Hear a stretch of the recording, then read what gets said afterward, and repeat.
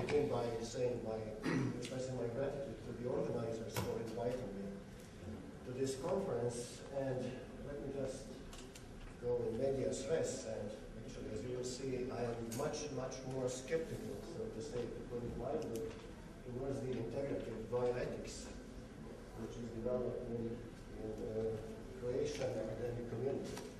So let me start with some who are actually integrative bioethicists. Some of them are here. I'd like to see that. Well, in my opinion, the actually founding father of integrative bioethics is Professor Ante Čović from the Department of Philosophy at the University of Zagreb, and his colleague Hrvoje Jurić, who are practically, I think, so to say, philosophical founders of integrative bioethics. There is also a number of colleagues from Rijeka University, from the School of Medicine, Ana Gosić, Ana Muzor, and Ivan Rinčić, and Luka Tomašević, a theologian from the Split University, should also be mentioned as one of the important integrative bioethicists.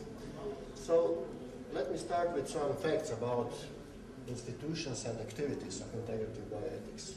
First of all, we have research projects funded by the Croatian Ministry of Science and Education and Sports.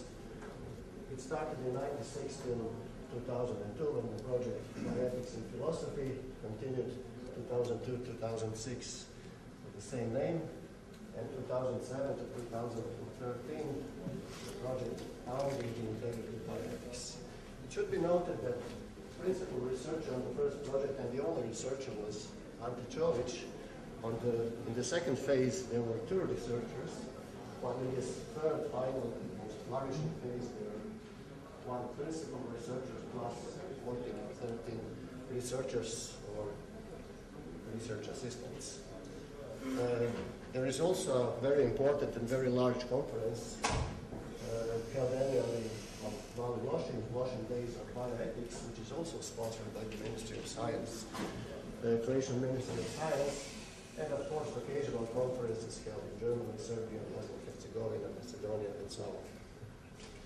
When it comes to integrative bioethics and its journals, one can surely say there is no specific journal devoted to integrative bioethics, but there is hardly doubt that two journals of the Croatian Philosophical Society, very old journals, Filozofska istraživanja, founded in 1980, and Synthesis Philosophica, founded in 1986, are practically the main vehicles for disseminating integrative bioethics ideas.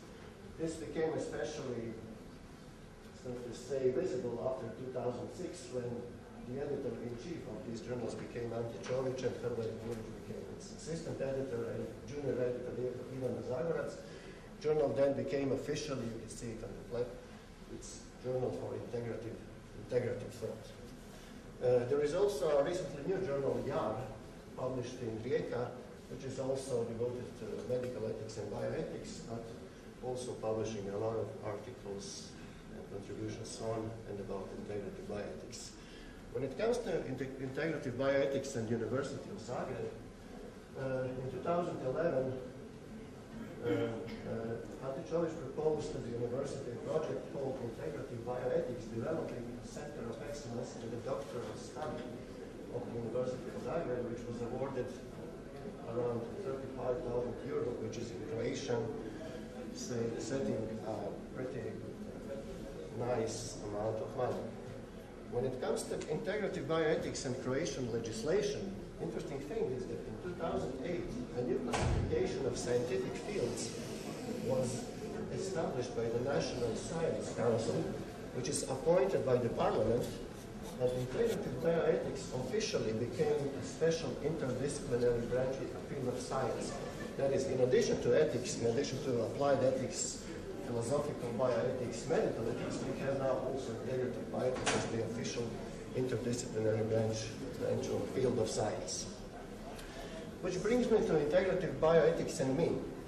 In 2012, I published a very critical article in the journal Developing World Bioethics, in which I actually argued that bioethics practically fails as bioethics, that it displays a very large number of pseudoscientific elements, and that it is harmful to good scholarly work, not only in Croatia, and not only for bioethics, but also for ethics in Croatia and the region too. So in what follows, I will briefly run through my basic points on this. So what is integrative bioethics? We heard already some distinguishing features of integrative bioethics, and as all bioethicists, integrative ones are motivated actually by, you know, the threats to humanity posed by technological and scientific advancements. They say that their main motive for doing bioethics is the misuse of the scientific results that can cause irreversible and catastrophic consequences for the man and the life as a whole. According to Tomasevic, bioethics became the planetary ethics of life in our time because our life and world is threatened by scientific approach, elimination, and so on and so on. So this should be clear. However, what distinguishes integrative bioethics from other sorts of applied ethics, and especially biomedical ethics, is their insistence that their approach is not biomedical ethics. They claim something much more encompassing. And here I will slow down. They say, according to Tomic, that bioethics is the purely perspectival area in which the interaction of diverse perspectives creates footholds and standards for orientation when it comes to questions about life or about conditions and circumstances of its reservation. According to Juric, bioethics is an open area for the encounter and the dialogue between different sciences and activities, as well as for different approaches and worldviews, which is meant to articulate, discuss, and resolve ethical questions related to life as a whole, and to all parts of that whole, to life in all its forms, stages, phases, and appearances. So basically, wherever there is life, there is integrative bioethics. But the most important, or say, distinguishing feature of integrative bioethics, according to themselves, are the following 5 concepts or, say, principles or methodological guides on how bioethics should be done. And they usually claim this. You have to be multidisciplinary, interdisciplinary, transdisciplinary, pluriperspectival, and integrative. Multidisciplinarity, this is also according to Juric, this is practical translation, means to gather all human sciences and activities relevant for bioethical questions. Interdisciplinarity means to encourage dialogue and find a mode of cooperation between all these disciplines. Transdisciplinarity, very important one, is to overcome mutual differences and unify them into a unique bioethical view focused on questions that cannot be unraveled from the perspective of one science or one area. Pluriperspectivity is a very important concept. It means to unify and dialogically mediate scientific, non-scientific, ascientific contributions, diverse ways of reflection, diverse traditions of thought and cultural traditions, diverse views that rest on cultural, religious, political, and other particularities. And finally, the principle according to which the discipline got its name, integrativity, means to gather all the above-mentioned differences into a unique bioethical view rather than into some disciplinary and disciplined scientific framework. With the help of these principles, as far as I can see, integrative bioethicists believe that we will be able to orient ourselves when it comes to important bioethical problems. However, my very simple objection to all of this runs as follows. You can do the standard mantra of integrative bioethics. We can say it's of planetary importance. It sure is. You can say it's difficult to define. I'm not sure about this, but okay. You can say that mainstream approaches to bioethics are too simple, too narrow, and so on. You can say, we can agree, we should be interdisciplinary, transdisciplinary, open, and so on. However, when you read the writings of integrative bioethicists, you can find no recognizable normative method or principle that will help us make moral decisions in particular real life and real world cases.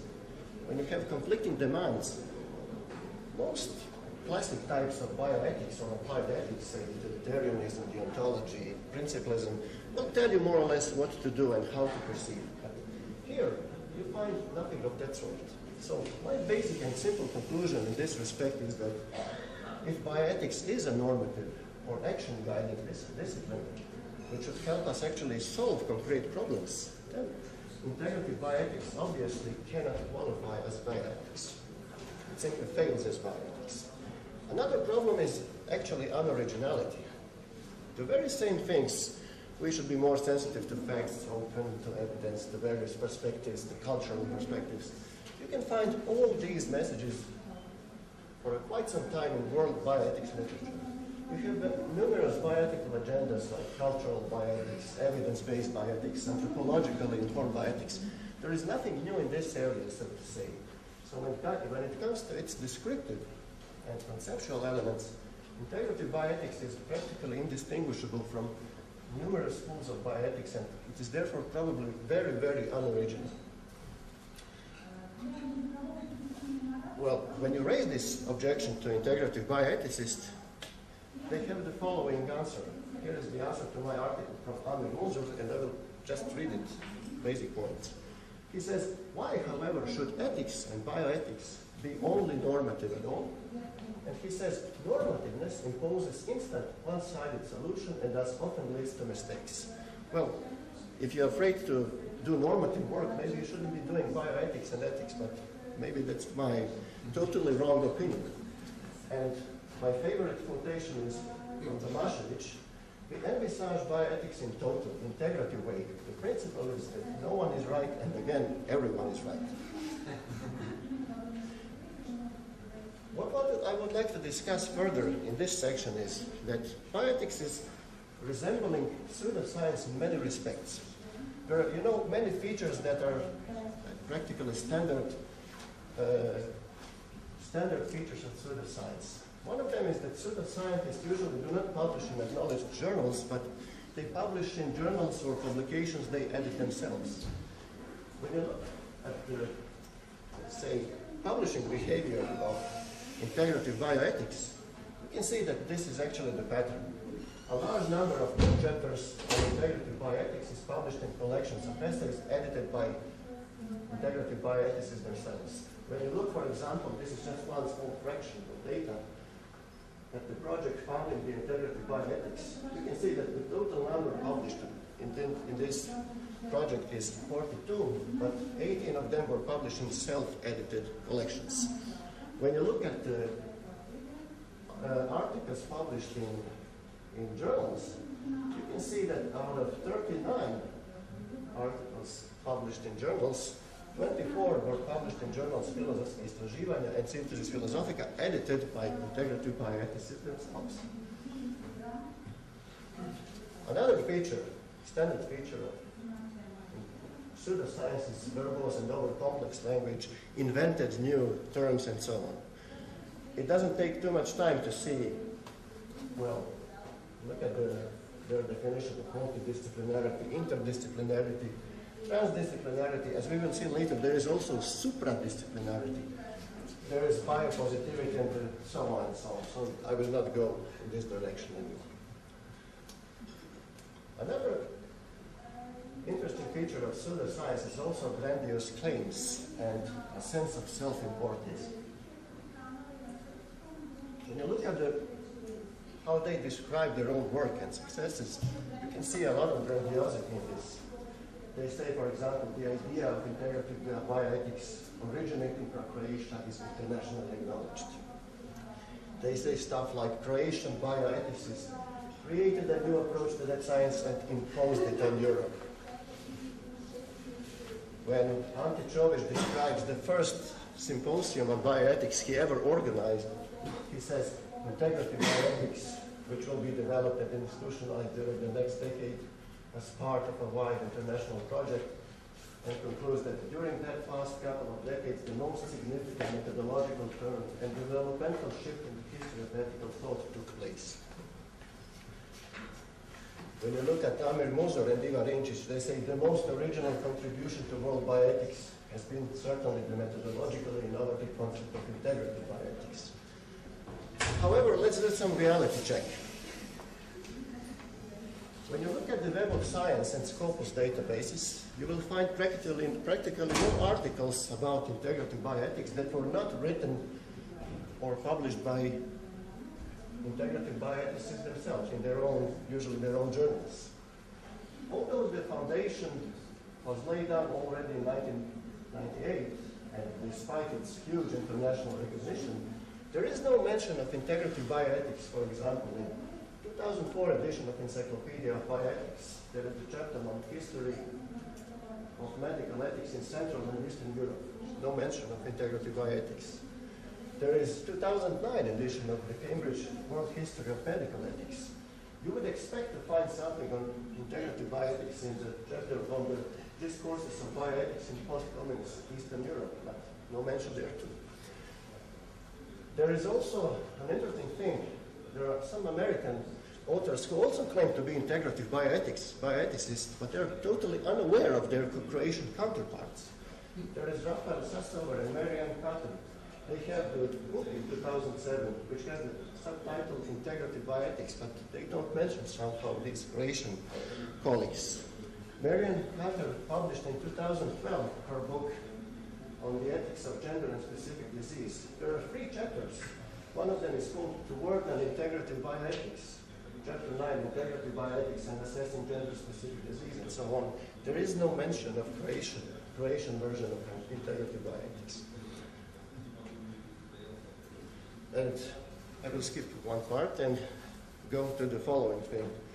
It's interesting to pay attention to 4th pseudoscientific feature, which I call, say, citation circles and citation behavior. Usually, most of the writings of integrative bioethics, as I said, are published in their own publications, and there is a lot of cross-referencing. They usually cite each other very approvingly and so on.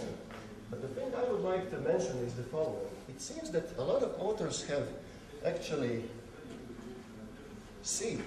they saw that there is a better chance that their articles will be published if you mention somehow integrative bioethics.